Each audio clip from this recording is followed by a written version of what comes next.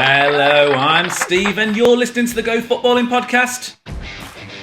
This is the show that talks all about grassroots football, whether you are a football coach, a player, parent, referee, or if you've just got a love for the grassroots game, sit tight, you are in the right place.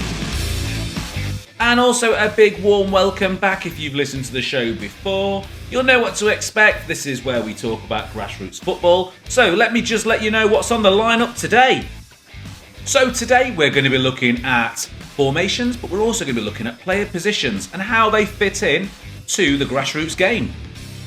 If you are a football coach or a player, we'll be asking you some questions throughout the show, but you can always email into us. You can get us on gofootballpod@gmail.com. That's the way to get hold of us. Let's get into the show. Before we do make a full start though, thanks for everyone that's been listening on Spotify and YouTube. We've also just moved over to another streaming platform as well, which is Podbean. So you can go and listen to us over on there too.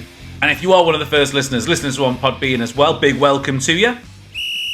So grassroots football and positioning, coaches, this is ones for you then really, is when do we start playing into different shapes and when do we start picking different formations? We've got the smallest games that we have at the moment as well, the 5v5s, which have a couple of formations that we generally put the players into. Bear in mind they are young players, so they're not always going to know everything about football, and they don't look at it through the same lens that we look at it as parents, coaches, referees. They just don't look at it the same. They're there to enjoy the game. So how can we get the best out of that? Well, I think that with those smaller games is let's not pigeonhole any player into any kind of position, especially at such a young age.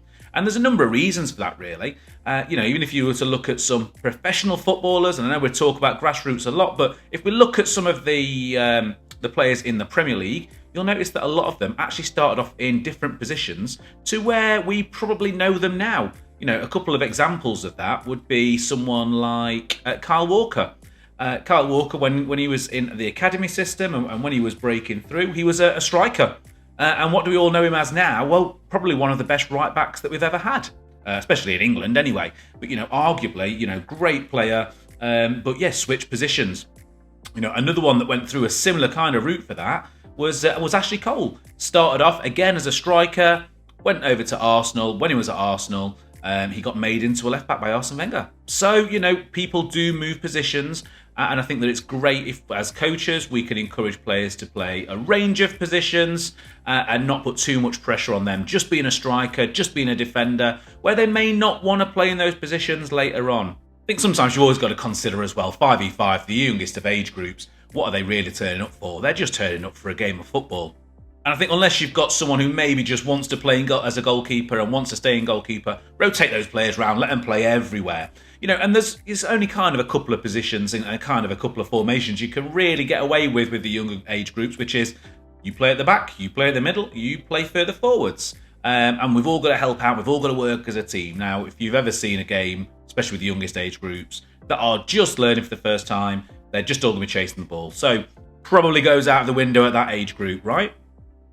That moves us on to 7v7. For me, that's where I think we start thinking more about positions and shape and where we would put players and how we would develop players in all areas. Now, that doesn't mean that we need to just sit people as centre-backs or play in defence or play in midfield or play in wings or you're a striker, because there's a lot of players that move around all over the pitch, especially when they get older. And the positions that children play in when they are starting at seven-a-side, they're never going to be the same as when they are an adult. I mean, just take Thierry Henry, probably one of the best strikers in Premier League history, probably ever really for me as well. Absolute joy to watch. But, originally he was a winger before he became an elite forward for Arsenal. So again, let's not pigeonhole players. I really think that at 7v7, we're still in that territory where we need to let every player play in every position. And also, for 7v7, I'm very much pro equal game time or equal opportunities to actually play in the team too. Now, what that doesn't mean, though, that doesn't mean that we have to pigeonhole them into any position at any time, but it also doesn't mean that we can't train them in all the skills that they're looking to get. So defensively, we should be giving equal opportunities to all of the players that we've got about learning the principles of being a defender. For example, looking at delay. How do we coach that, and can we train everyone to be able to do that? So if they are ever have to go on and play in another position in a game, they'll feel comfortable in doing so. And I think that sometimes the pressure comes from adults as opposed to children about where they want to play. The thing is, I think a lot of kids, they do just want to score goals because that's what they see as most exciting. But learning all of the skills and developing all of them at all stages, especially at 7-a-side, is a key thing for a lot of young players that want to progress in the game, especially right the way through, especially if they've got want to have a career in football when they are older. And we have to remember, these are going to be children that we're looking at. So they may say that they want to be a professional footballer, but how many of us have said that when we were playing when we were younger? I would say most of the parents that I see on a weekly basis on the sidelines at some point probably thought that they were going to be a Premier League footballer or wanted to be a footballer. And now they want their children to go down that same route as well, which is absolutely fine. And some do. And some are, they develop really well, but I think the ones that develop the best are the ones that can play in every single position. I think it's really key that they can do that because, again, looking at the professional game as well, I mean, for some people, they will remember when David James, former England goalkeeper, was once used as a striker by Manchester City to try and score a goal late on in that we won a game. There's been quite a few players that have had to drop into that position of even playing in goal as well. John O'Shea, Manchester United, he was a proper utility man, he was, wasn't he? I think he went in goal against Spurs when Van der Sar was injured. I don't really remember the performance that he did. It might have been really bad, might have been a bad option, but players do need to be able to move around. And you always have to remember that players develop differently and go different paths depending on what team they're in, and also not just what team they're in, but their age, how they're growing, how they're developing, the skills that they're finding really easy. Rio Ferdinand, again, played as a midfielder for West Ham, switched to centre-back when he moved up to Leeds, and again, arguably one of the best centre-backs that we've had in the country.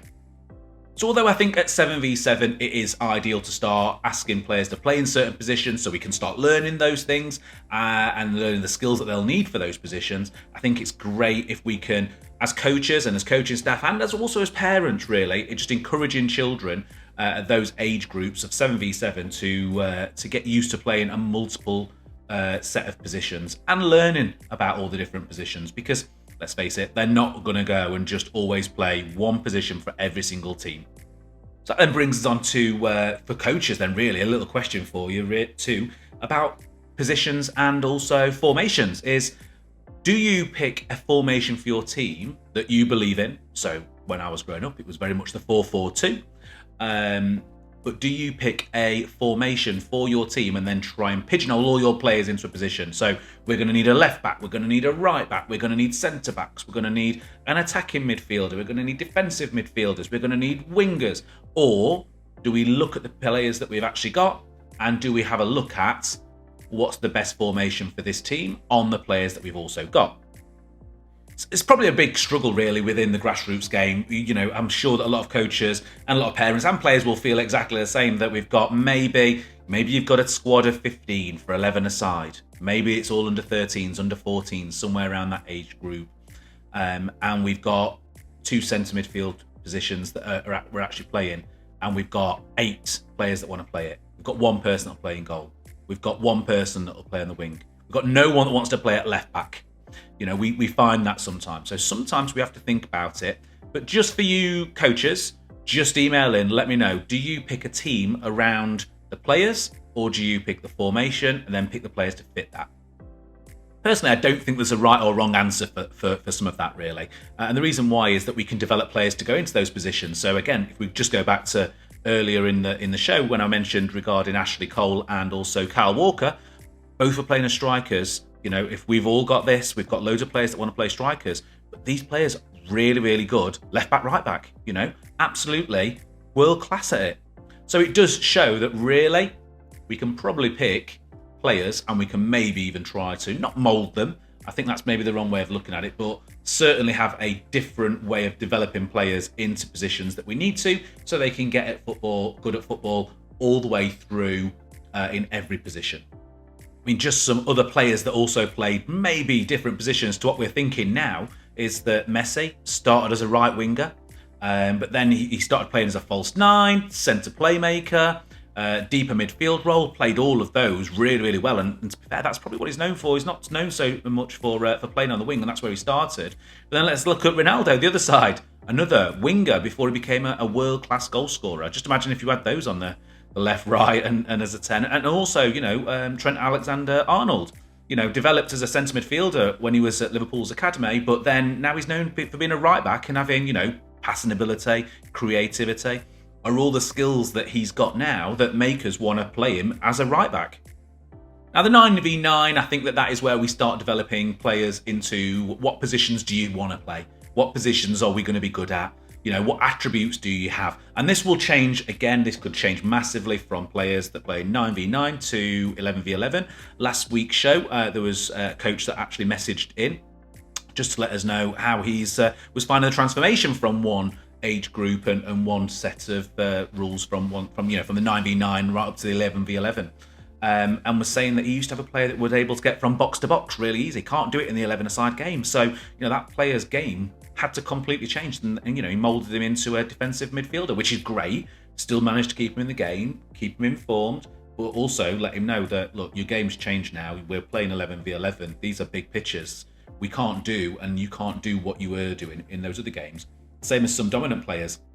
Some dominant players that were maybe in the middle of the park that were really big, especially in those underage groups, when they were maybe, in the 5v5, 7v7s, maybe 9v9s. They were huge compared to the rest of the lads. The rest of them probably caught up, and now we've got players that are boys and girls that were the tallest in the age groups that are no longer the tallest in the age groups. Always have this example too, is that my wife was always telling me that she was the tallest girl in her school when she was younger. She's 5 foot now, so she must have been the tallest for a very, very small amount of time. But other children, they will catch up, they will start growing, and maybe we need to change players in those positions.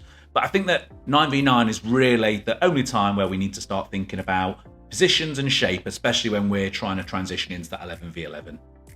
Now, 11v11 is completely different. I think that you need to have set positions for players, and I think that we need to be coaching players to be able to be good in multiple of them. However, I think that they need to think of their strongest position, but as coaches, I think it's really important that we can get the best out of the players in the positions that we think that they can go and play.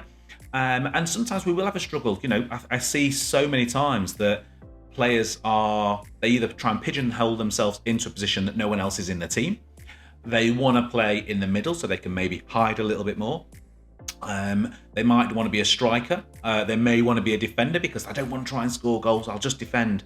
But I think it's still really, really important to train players and really coach them and give them all the skills that they need, looking at all the fundamentals of football, about what we're trying to do, about being creative and having good first touches and, having real vision and looking at things like scanning, all of the skills that they would probably need in all positions, because that will help them later on in life.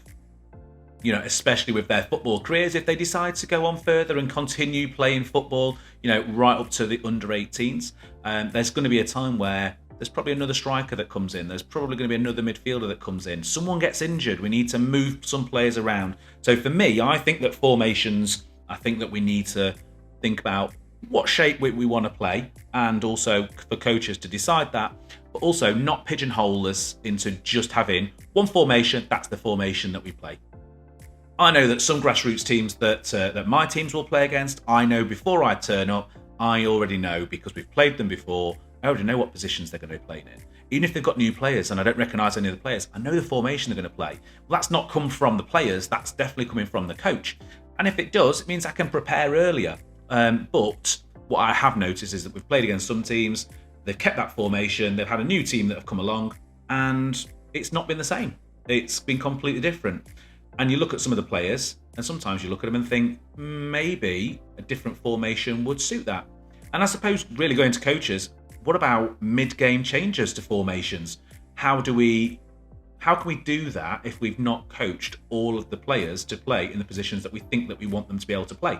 If we're going to be moving to putting 3 at the back, and you've always had the same 2, and you've always had a 4 at the back as well, all of a sudden, are they a little bit shaky?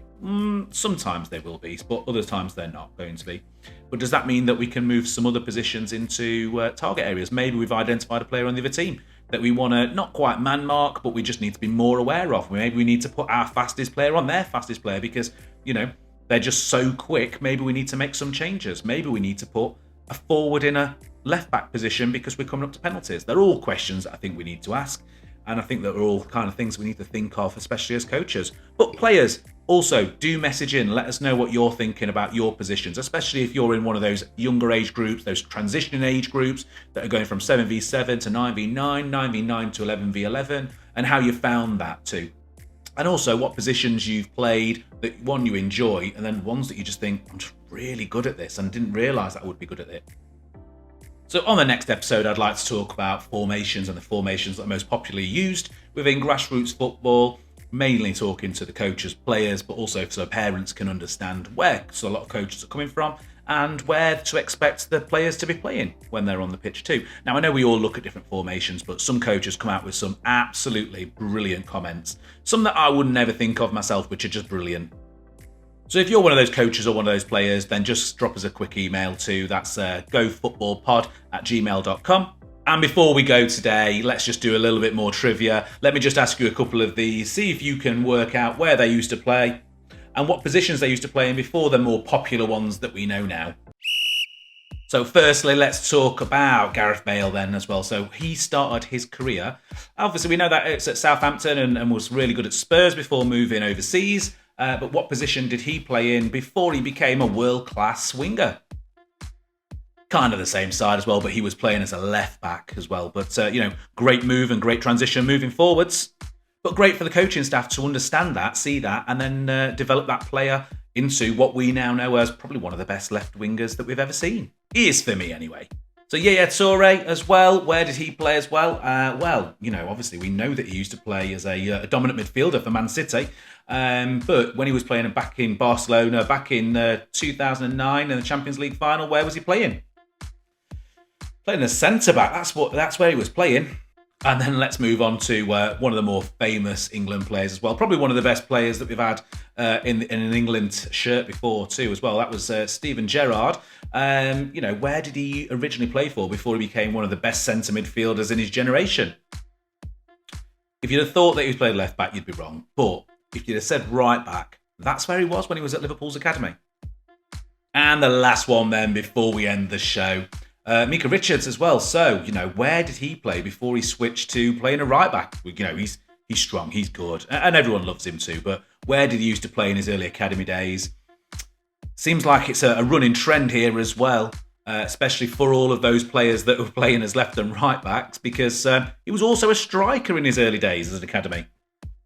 So as always, a massive thank you to listening to the show. Looking forward to putting many more on too. Next week, we're going to look at formations and the most popular formations in the grassroots game. So until then, enjoy your games at the weekend and goodbye.